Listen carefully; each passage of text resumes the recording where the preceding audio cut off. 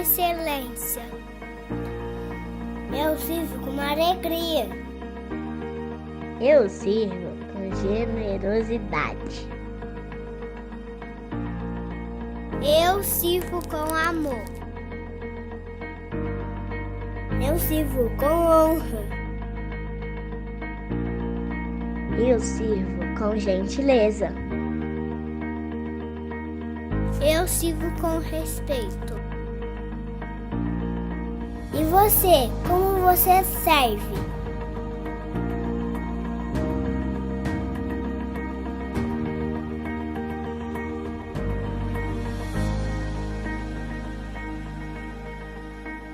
Olá, tudo bem? Que bom que você está aqui conosco hoje. Estou muito feliz mesmo, porque nada é por um acaso. E o fato de você ter acessado hoje essa mensagem também, eu acredito que tem um benefício na sua vida, tem uma direção do Espírito. Deus quer fazer algo aí no seu coração.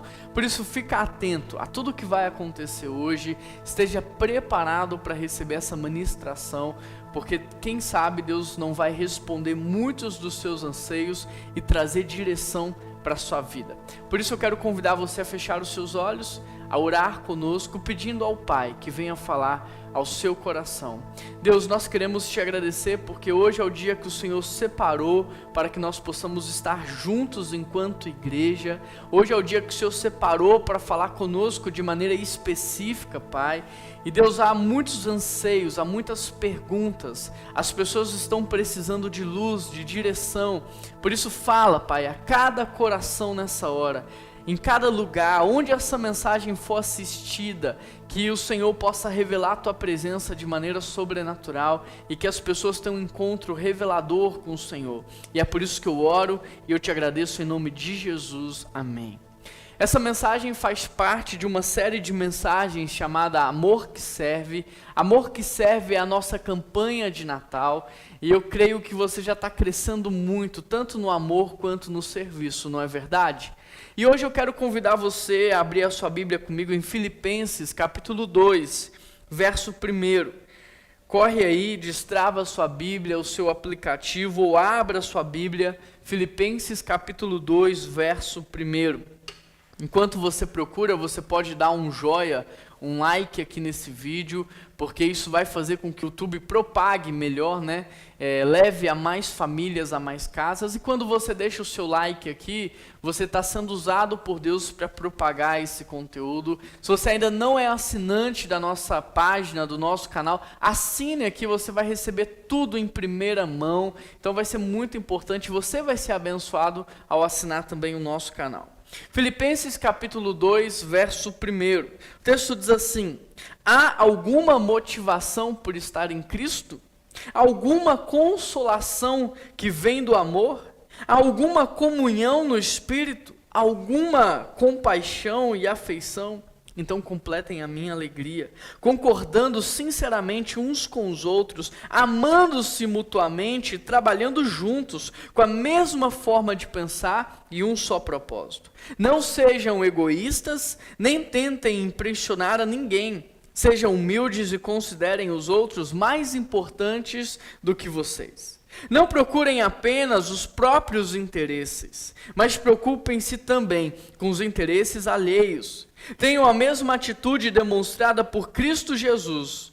Embora sendo Deus, não considerou que ser igual a Deus fosse algo que ele deveria se apegar. Em vez disso, esvaziou-se a si mesmo, assumiu a posição de escravo e nasceu como ser humano. Quando veio em forma humana, humilhou-se e foi obediente até a morte de cruz. Por isso, Deus o elevou ao lugar mais alto de honra e lhe deu o nome que está acima de todos os nomes. Amém, querido?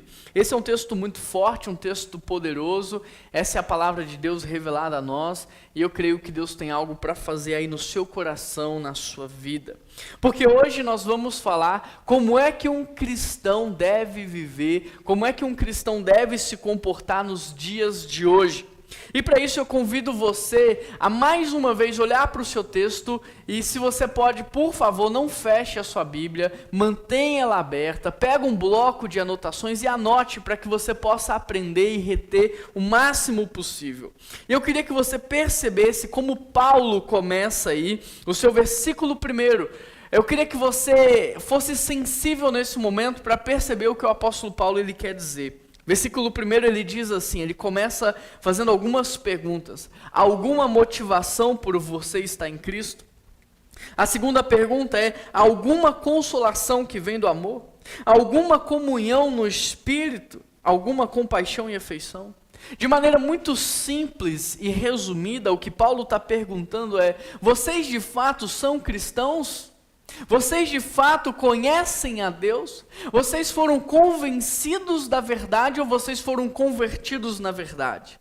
Verdadeiramente vocês nasceram de novo, foram redimidos, são lavados, salvos pelo sangue do Cordeiro? É isso que Paulo está perguntando aqui. Por quê? Porque se vocês são cristãos, Paulo vai dizer, vocês devem viver então como cristãos. E é justamente isso que Paulo vai nos ensinar ao longo dos versículos. Como é que um cristão deve se portar? Como é que um cristão deve viver? Olha só, em primeiro lugar, para Paulo, o cristão ele tem que ser um reconciliador. Se você está anotando, anote aí. Em primeiro lugar, ele tem que ser reconciliador.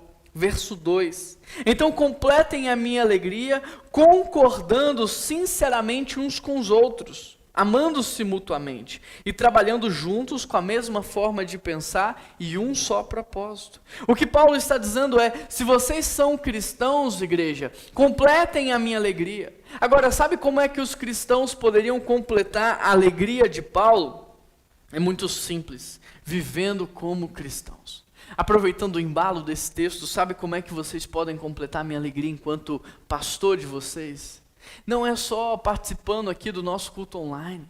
Não é só contribuindo financeiramente, dando a sua oferta, o seu dízimo. Não, é muito mais do que isso. Completem a minha alegria enquanto pastor de vocês, sendo um bom marido, uma boa esposa, bons pais, excelentes profissionais, exemplos na sociedade. Sejam generosos, sejam pacificadores, sejam reconciliadores.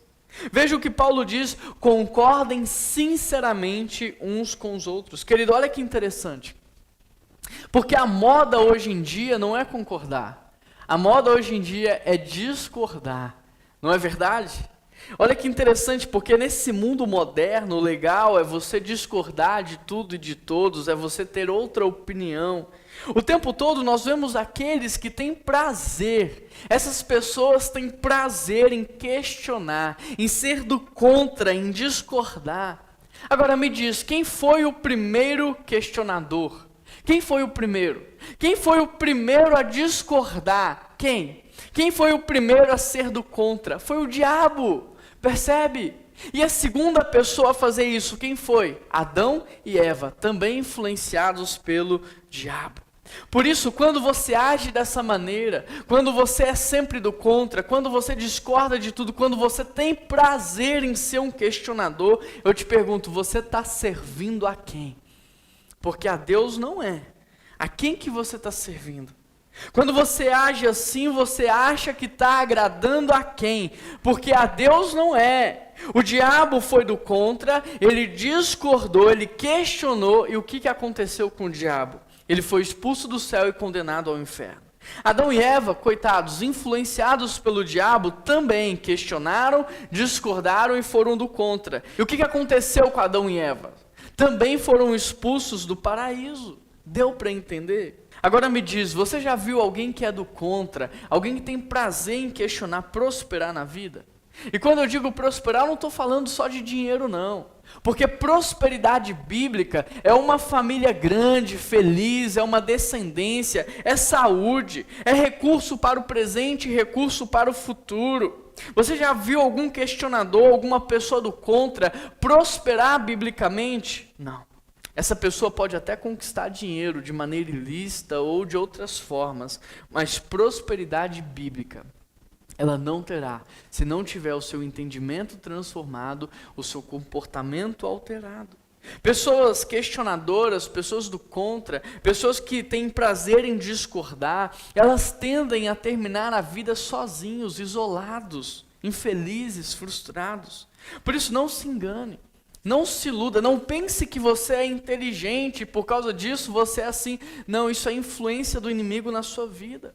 Escute o que a palavra de Deus tem a te dizer. Filipenses 2:2, completem a minha alegria concordando sinceramente um com o outro, amando mutuamente um ao outro, trabalhando juntos com a mesma forma de pensar e um só propósito. Agora, Paulo não está falando aqui num contexto de ignorância espiritual. Paulo não está falando para pessoas que estão vivendo na cegueira espiritual, não. Ele está falando para cristãos que estão vivendo numa comunidade de fé. Paulo está dizendo isso para uma comunidade cujo pastor é o próprio Jesus Cristo e o dirigente é o Espírito Santo. Numa igreja onde Deus usa pessoas para dirigi-la. Agora, além de concordar sinceramente, Paulo diz, amem mutuamente, trabalhem juntos com a mesma forma de pensar e com um só propósito. Agora me diz, quem é que pode dar isso para a igreja? Quem é que pode dar uma só forma de pensar? Quem é que pode fazer algo tão milagroso quanto isso? Quem é que pode dar um só propósito para a igreja? É Deus. E Ele não só pode como Ele deu, porque a igreja é a sua noiva.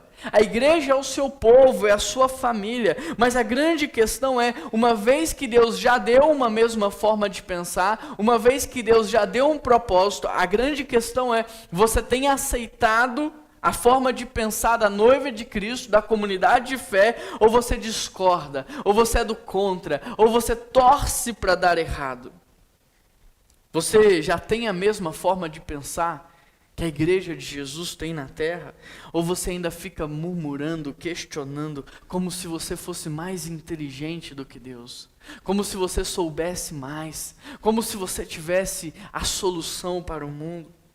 Querido, se você não tem a mesma maneira de pensar que a igreja de Jesus tem, se você não tem o mesmo propósito que a igreja de Jesus tem, se você não ama como o texto bíblico diz que você tem que amar, se você não consegue concordar com sinceridade, o que você precisa fazer, sabe o que é? Não é sair da igreja. Você não precisa também se ausentar. O que você precisa fazer é entregar a sua vida para Jesus. É se render. É entender que você é servo. Você não é Deus, você não é anjo, você não é a quarta pessoa da Trindade. Não, você é um ser humano. É servo. É muito simples. Não faça como Adão e Eva, que pensaram que poderiam ser como Deus. Não faça como o diabo, que queria ocupar o lugar de Deus. Não, se renda e aceite a sua condição de servo. Só Deus pode te dar a mesma maneira de pensar que Ele deu para o seu povo, para a sua família. Só Deus pode fazer isso com você. Agora, Ele vai fazer quando? Quando você deixar. Ele vai fazer quando? Quando você se entregar. Porque enquanto você estiver resistente, impondo barreiras, Ele vai estar ali esperando uma brecha, uma oportunidade para que Ele possa agir na sua vida. Em segundo lugar, para Paulo, cristão é aquele que promove as pessoas. E no raciocínio de Paulo, para que nós possamos promover as pessoas, primeiro nós temos que combater o egoísmo e a vaidade. Olha o que ele diz no verso 3. Não sejam egoístas, não tentem impressionar ninguém, sejam humildes e considerem os outros mais importantes do que vocês. Paulo aqui, ele está combatendo o egoísmo e ele está combatendo a vaidade. Agora, deixa eu te perguntar algo. Você se considera egoísta? Você se considera egoísta? Se você não sabe, basta perguntar para qualquer pessoa que convive com você. Porque o egoísmo é algo claro e evidente para todos, não tem como esconder. Interessante porque uma pessoa egoísta e vaidosa é aquela que pensa ter direitos a requerer. E, por exemplo, se tem alguém que tinha direitos a requerer, era o próprio Jesus Cristo. Ele tinha o direito de ser obedecido por todos os homens. Jesus Cristo tinha o direito de ser adorado por toda a criação. Ele tinha o direito de ser respeitado por toda a liderança, honrado e admirado por toda a humanidade. Cristo sim tinha o direito a todas as coisas. Mas o que vemos é que, embora ele tivesse de fato os direitos, sabe o que ele fez? Ele abriu mão. Ele abriu mão de modo que Jesus foi açoitado, humilhado, crucificado. Portanto, o que Paulo está dizendo é: o egoísta, ele acha que tem direitos a requerer. Ele acha que ele é mais importante, que portanto ele deve ser favorecido. Ele acha que tem o direito de ser elogiado. Ele acha que tem o direito de ser promovido. Ele acha que tem o direito de ser respeitado. Só que ele se engana, porque o cristão é equiparado ao servo e o servo é equiparado ao escravo. E o escravo não tem direito a nada. Percebe? Tudo que ele recebe de bom é graça, é favor imerecido, porque ele não tem direito, ele não merece nada. Por isso o escravo, ele não se sente insultado quando seus direitos lhe são privados. Por isso o escravo não se sente magoado quando os seus direitos, os seus privilégios lhe são retirados. O escravo não guarda rancor ao ser maltratado. O escravo, ele não busca ser honrado, ele não faz nada buscando aplausos. Por quê? Porque ele sabe que ele não merece, ele sabe que ele não tem direito, ele entende a sua condição de escravo. Toda bondade que o escravo recebe, ele entende que é por graça, que é favor imerecido. Por isso, o egoísmo não combina com o cristianismo, porque o egoísta pensa que ele merece, que ele chegou onde chegou porque ele é bom, que ele tem mérito em tudo o que acontece. Só que o cristão é aquele que sabe que não merece nada. O cristão é aquele que entende a sua condição de servo. Ele sabe que depende de Deus para respirar, para acordar, para levantar, para trabalhar. Ele entende que tudo de bom que lhe acontece é por causa da graça, da bondade de Deus. Por isso eu te pergunto, você de fato se converteu ou você foi convencido? Porque se você ainda se coloca na condição de que tem direitos a receber, é porque você não entendeu quem você é e o que Jesus Cristo fez por você. E o que você está vivendo hoje, possivelmente, é o mesmo que eu vivi também durante muitos anos da minha vida, onde eu pensei que era um servo de Deus, mas depois, anos depois, eu descobri que não era. E sabe por quê? Porque sempre que algum direito me era privado, eu ficava magoado. Sempre que um privilégio não me era dado, eu ficava chateado. Sempre que eu servia e não era aplaudido, eu ficava cheio de mimimi no meu coração. Fazia as coisas buscando a glória do meu nome, a honra do meu nome, reconhecimento próprio. Até que um dia a ficha caiu e eu entendi quem eu era, o que Jesus fez por mim e o que eu deveria fazer. Querido, olha para Jesus. Jesus, ele não fingiu ser um servo. Jesus, ele não representou um servo, ele tornou-se um servo. Podemos perceber isso porque depois de apanhar muito, ser humilhado, ao invés de sentir raiva, de revidar, de punir, o que Jesus faz? Ele pede a Deus para perdoar as pessoas porque elas não sabem o que elas estão fazendo. Isaías 53 nos diz que embora ele foi oprimido e afligido, ele não abriu a sua boca. Portanto, ser um servo de Deus, portanto, servir, é ter o mesmo pensamento que Jesus Cristo teve. Ser um servo de Deus é ter o mesmo sentimento que houve em Cristo Jesus, é ter a mesma reação diante das intempéries e injustiças. Ser servo é você ter a mesma atitude, a mesma ação que houve em Jesus. Jesus não tinha só a casca de servo. Ele sentia como um servo, ele pensava como um servo, ele agia como um servo. A segunda coisa que Paulo diz ainda nesse versículo é: não tente impressionar as pessoas. O que nós precisamos entender é que ser cristão é andar de fato no contrafluxo do mundo. Por quê? Porque o mundo diz que você tem que impressionar. O mundo diz que você tem que causar uma boa impressão. Agora, o que o texto está dizendo aqui é: não façam nada com a motivação de impressionar. Presta atenção, o que Paulo está dizendo é: a boa impressão não tem que ser um objetivo direto, a boa impressão tem que ser uma consequência. Deu para entender a diferença? Em outras palavras, o que Paulo está tentando dizer é: egoísmo e vaidade só vão promover desunião e inimizade.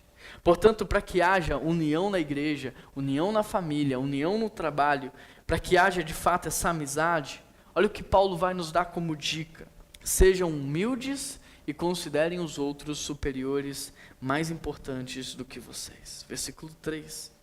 O que eu tenho aprendido, querido, é que humildade não é índole. Ninguém nasce humilde. Humildade é uma decisão. E ser humilde é saber quem você é. Agora, você sabe quem você é? Se você não sabe, deixa eu te refrescar a memória. Você é um pecador que Deus decidiu adotar como um filho. Você é um filho que faz parte de uma família espiritual. É isso que você é. Você não é médico, você não é advogado, você não é professor, você é um filho de Deus. Alguém que Ele decidiu adotar e trazer para a sua família espiritual. Ser humilde é você saber que na família de Deus não há preferências. Todos os filhos são iguais, todos os filhos são amados, não há um filho que é mais amado do que o outro, não, todos os filhos são amados por Deus. Além da humildade, Paulo diz, considerem os outros superiores a você mesmo e procure ajudá-los. Em outras palavras, o que Paulo está dizendo aqui é, promova quem estiver perto de você. Não tente você subir à custa de quem está perto, mas promova as pessoas. Ao invés de atrair elogios para si, elogie as pessoas. Ao invés de usar as pessoas como trampolim para você crescer, ajude as pessoas a crescer. Querido, perceba algo aqui. Um cristão verdadeiro é alguém que, primeiro, ele reconcilia as pessoas e, em segundo lugar, ele promove as pessoas. Em terceiro lugar, um cristão é aquele que tem o mesmo estilo de vida de Jesus. Verso 5, olha o que Paulo diz. Tenham a mesma atitude que houve em Cristo Jesus. Tenham a mesma atitude demonstrada por Cristo Jesus. Algumas versões, talvez a sua, traga a palavra sentimento. Outras trazem a palavra atitude. Mas o verdadeiro sentido desse texto, ele é muito mais rico do que atitude e sentimento.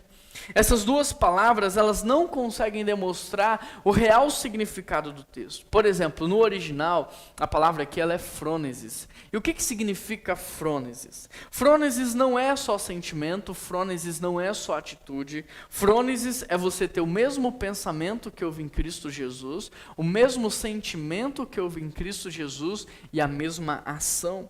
Só é frônesis quando você tem os três ou as três ações reunidas e juntas. Por isso, quando o apóstolo Paulo diz, tenham em vós o mesmo sentimento, a mesma atitude, o que ele está querendo dizer é, tenham em vós o mesmo padrão mental, o mesmo padrão de sentimento e o mesmo padrão de comportamento que Jesus Cristo teve. Ou seja, pense como Jesus. Tenha os mesmos desejos e vontades que Jesus Cristo teve. Olhe como Jesus olhou para as pessoas. Fale como Jesus falou. Reaja como Jesus reagiu. Agora me diz, como seria a sua família se de fato isso fosse uma verdade na sua vida? Se você de fato imitasse a Cristo, como seria a sua família? Como seria o seu ambiente de trabalho se você pensasse como Jesus pensou, se você falasse como Ele falou, se você olhasse como Ele olhou, se você perdoasse como Ele perdoou, se você amasse como Ele amou? Como? Você consegue imaginar o impacto da sua vida no mundo se você de fato imitasse a Cristo? É por isso que Paulo diz, tenham em vós, e aqui em vós também significa entre vós, o mesmo sentir, o mesmo querer, o mesmo pensar e o mesmo efetuar. O que nós precisamos entender é que essa é a disposição de mente na qual nós temos que adotar. Essa é a disposição de mente que nós devemos ter. É com essa disposição de mente que nós temos que nos relacionar com as nossas famílias, que nós temos que nos relacionar com as pessoas que trabalham com a gente, que a gente tem que viver na sociedade, é com essa postura mental. Essa é a disposição de mente que vai fazer com que a igreja funcione, seja luz do mundo e sal da terra. Essa é a atitude mental que vai fazer com que a sua família seja feliz e plena. Essa é a atitude mental que vai tornar você cada dia mais parecido com Jesus. Em outras palavras, padrão de pensamento modela comportamento e comportamento autoriza a intervenção espiritual. Por isso tenham em vós e entre vós o mesmo padrão mental, o mesmo padrão de comportamento que houve em Jesus. Olha só, em quarto lugar, o cristão, ele deve se esvaziar para servir. Verso 6. Embora sendo Deus, não considerou que ser igual a Deus fosse algo que devesse se apegar. Verso 7. Em vez disso, esvaziou-se a si mesmo, assumiu a posição de escravo e nasceu como ser humano, quando veio em forma humana. Deixa eu te fazer uma pergunta. Você acha que você consegue conhecer uma pessoa apenas olhando para sua foto? Não. Sabe por quê? Porque a pessoa não está na foto, ali tem uma imagem dela. Mas para você conhecer uma pessoa, você precisa se relacionar com ela. Portanto, ao olharmos para Jesus, nós veríamos um homem, um servo. Mas ao nos relacionarmos com ele, nós encontraríamos a Deus. Agora, dá uma olhada na segunda parte do verso 6. Porque o texto diz assim: embora sendo Deus, ele não considerou que ser igual a Deus fosse algo que ele deveria se apegar. Jesus, ele tinha muitas coisas para que ele pudesse se apegar, mas ele não se apegou a nenhuma delas. Agora, e você? Você tem se apegado ao quê? Ao que você é apegado? Você é apegado a coisas materiais? Você é apegado ao seu passado? Você é apegado a títulos, a conquistas, a posses? Ao que você hoje precisa se desapegar para se tornar um cristão de verdade? O que você precisa se desapegar para se tornar um imitador e um seguidor de Cristo? Versículo 7. Ao invés disso, esvaziou-se a si mesmo, assumindo a posição de escravo, e veio como um homem. Querido, repare que Cristo desapegou e em seguida ele se esvaziou. Sendo Deus, ao invés de requerer os seus privilégios, ele deu os seus privilégios e ele ficou completamente vazio. A humildade de Jesus se constituiu no fato de que ele se esvaziava o tempo todo. Portanto, quer ser humilde? Aprenda a abrir mão dos seus privilégios. Quer ser humilde? Abra mão dos títulos que você tem. Quer ser humilde? Abra mão dos seus direitos. Porque humildade não é índole, ninguém nasce humilde. Humildade é uma decisão. O verdadeiro servo, ele não tem direitos. O verdadeiro servo não tem privilégios. O verdadeiro servo não tem bens. O verdadeiro servo, ele sabe que tudo vem do Senhor, que tudo pertence a Deus e que tudo é para a glória de Deus. Portanto, quer ser humilde? Comece a se esvaziar. Comece a se esvaziar e assuma a condição daquele que serve. Lúcifer era maior do que todos os anjos, mas ele pensou só em si. O que aconteceu? Ele caiu. Por quê? Porque o orgulho precede a queda. Adão era o rei da humanidade, mas pensou só em si. O que aconteceu? Caiu. Por quê? Porque o orgulho precede a queda. Agora, Jesus, sendo Deus, não se apegou a isso. Ele esvaziou-se, tornou-se homem e serviu. Percebe a diferença entre Jesus e todos os outros? Então me diz, você se parece mais com quem? Com o diabo ou com Deus?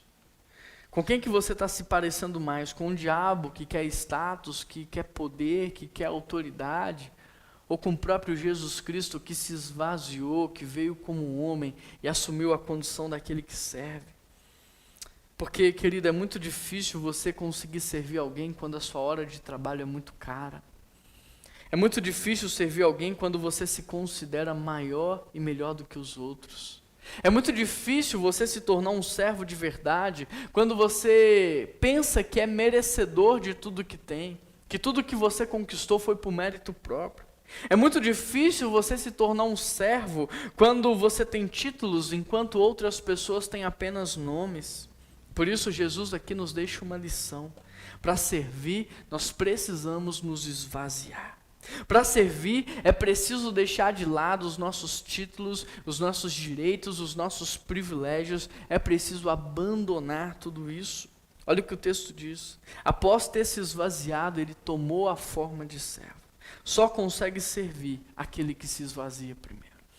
O Filho de Deus, ele não veio na forma de Deus. Ele veio na forma de homem. O Rei dos Reis não nasceu em um trono, ele nasceu num berço pobre. O próprio Deus não veio para ser servido, mas para servir. O interessante é que muitas pessoas, elas querem ser como Deus. Elas querem ter poder, elas querem ter autoridade, elas querem ser como Deus. Elas querem ser seres angelicais. Elas querem ser o próprio Espírito. Só que Jesus fez todo esse processo para se tornar um ser humano, para se tornar um servo. Há uma grande contradição aí. Porque tem pessoas que quando entram na igreja, elas mudam o tom de voz, elas mudam o seu jeito, porque elas querem ser vistas como espírito, como pessoas mais espirituais do que as outras, como seres angelicais. O interessante é que enquanto o ser humano está tentando ser Deus, Deus quis ser ser humano, e não apenas por um instante, por um momento, mas o próprio Jesus Cristo tomou a forma humana por toda a eternidade. Portanto, o grande segredo do cristianismo não é tentarmos ser como Deus na terra, mas sim como Jesus, que embora fosse Deus, se tornou um exemplo de ser humano. Por isso a nossa meta não tem que ser a divindade de Deus, mas o exemplo de Cristo como ser humano. Portanto, nós não nos esvaziamos para nos tornarmos seres angelicais. Nós nos esvaziamos para sermos mais humanos, para servirmos mais. O que Deus espera de nós é que nós sejamos imitadores de Cristo, é que nós sejamos servos como Cristo foi. Em quinto lugar, o cristão, ele humilha-se para obedecer. Veja o que Paulo diz no verso 8, humilhou-se e foi obediente até a morte e a morte de cruz. Se você olhar para o pecado de Lúcifer, para o pecado de Adão, para o pecado de Eva, você vai perceber que tudo começa com orgulho. Eles não estavam satisfeitos com a posição em que ocupavam, eles se achavam mais espertos, mais inteligentes, eles queriam mais. Por isso desejaram o lugar de Deus, eles queriam ser como Deus. Há um progresso aqui interessante na queda de todos eles. A progressão da queda é: orgulho gera rebelião de coração e rebelião gera desobediência. Repare isso, perceba. Orgulho gera um coração rebelde, e um coração rebelde gera uma postura de desobediência. Agora, enquanto Lúcifer agiu assim, Adão agiu assim, Jesus não. Ele se esvaziou, ele se humilhou e ele obedeceu. Percebe a diferença? Adão experimentou orgulho, teve um coração rebelde e desobedeceu a Deus. Mas Cristo se esvaziou, se humilhou e foi obediente à morte, até a morte de cruz. Deixa eu te dizer algo. Um cristão, ele não cai, ele vai caindo. Uma pessoa não cai da noite para o dia, ela vai caindo. E a progressão da queda começa no orgulho. E aí do orgulho vem a rebelião de coração. E de um coração rebelde vem uma postura de desobediência. Por isso é tão importante você se humilhar. É muito importante que você se humilhe, mas o propósito da humilhação não é a vergonha pública. Você precisa se humilhar para obedecer. O propósito da humilhação é a obediência. O que nós precisamos entender é que não tem como obedecer se primeiro você não se humilha diante daquele que você está obedecendo. Não tem como você obedecer se você não entende quem você é, a sua condição. Não tem como. Todo ato de obediência é precedida pelo ato da humilhação. E normalmente, quem tem dificuldade para obedecer é porque tem dificuldade para se humilhar. Enquanto o orgulhoso, por se achar então mais inteligente, mais capaz, mais desperto, ele rejeita as instruções, rejeita os conselhos, rejeita as exortações, as ordenanças e até os mandamentos de Deus. Aquele que se humilha, aquele que tem um coração quebrantado, ele entende a sua condição, por isso ele ouve os conselhos, ele aceita as exortações, ele segue as instruções e ele obedece. Enquanto o orgulhoso está produzindo rebeldia no seu coração, e a rebeldia está produzindo desobediência, a humildade está gerando completa obediência a Deus. Jesus Cristo, por exemplo, se esvaziou, tornou-se homem, se fez servo e obedeceu até a morte de cruz. Em sexto lugar, não são os cristãos que se honram. Os filhos são honrados pelos pais. Percebe? Olha o que diz o verso 9. Por isso Deus o elevou ao lugar de mais alta honra e lhe deu o nome que está acima de todos os nomes, para que ao nome de Jesus todo joelho se dobre nos céus e na terra e debaixo da terra, e toda língua declare que Jesus Cristo é Senhor, para a glória de Deus Pai. Querido, por que Abraão, por exemplo, foi honrado se tornando no pai da fé? Porque ele obedeceu. Quando Deus disse, saia e vá para uma terra que eu te mostrarei. Por que José foi honrado, se tornando o maior governador que o Egito já teve? Porque ele obedeceu a Deus. Porque Davi foi honrado, se transformando em um grande rei de Israel, porque ele obedeceu. Porque Noé teve sucesso na construção da arca, porque ele obedeceu. Porque Josué entrou na terra prometida, porque ele obedeceu. Porque Paulo foi um grande teólogo, porque ele obedeceu. Porque Jesus foi exaltado por seu Pai, porque ele obedeceu. O que eu e você precisamos fazer hoje? Precisamos obedecer. Por mais que seja moda, a desobediência, a rebeldia, a discordância, por mais que tudo isso esteja na moda, tudo isso traz condenação para a sua vida. E quando você age assim, você não está servindo a Deus, você está servindo ao diabo. O que Deus espera de você é que você seja obediente, é que você seja submisso, é que você se entregue. O que nós precisamos entender é que essa é a nossa parte, agora o resultado vem de Deus. É Deus que honra seus filhos, é Deus que exalta os seus filhos, é Deus no tempo dele. Por isso, o que nós precisamos fazer hoje é obedecer, confiando que o resultado vem do Senhor. Em resumo, querido, o cristão é aquele que primeiro ele reconcilia as pessoas, ele é um reconciliador. Em segundo lugar, ele promove as pessoas. Em terceiro lugar, ele tem o mesmo estilo de vida que Jesus teve. Que estilo de vida é esse? Ele se esvazia para servir, ele se humilha para obedecer, ele não busca a sua própria honra, ele espera o resultado de Deus. Por isso, para fechar, amor que serve não é um comportamento. Amor que serve é um estilo de vida, é o estilo de vida de um cristão. Amém?